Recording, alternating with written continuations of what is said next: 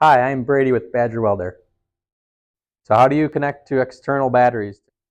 Your Badger Welder is built with internal batteries, allowing you to weld for up to 18 minutes without an external battery source connected.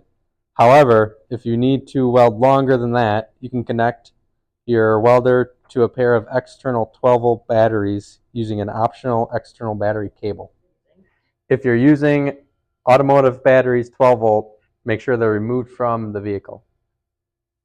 And if using the MIG welder configuration with external batteries, do not reverse the polarity of the external batteries. Polarity is determined inside the welder. To start, you're going to make sure that your Badger welder is off. You're going to remove your grounding clamp, clamp it to your workpiece. Remove your torch.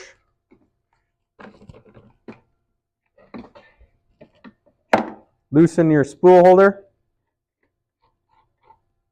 You're going to take the shorter cable that comes with your external kit.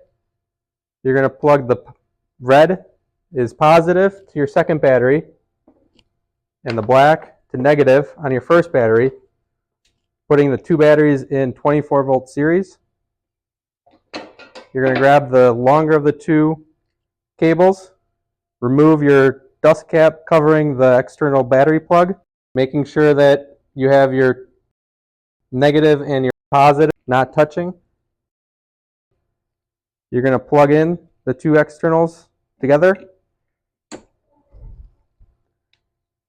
taking the black on your longer cable, you're going to clamp on to battery 2, the negative, and your red, the positive on battery 1.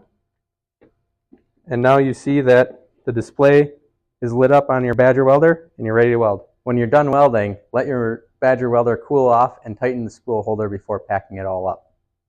And that's how to connect your Badger welder to external batteries. For more information and supplies, visit our website www.badgerwelder.com.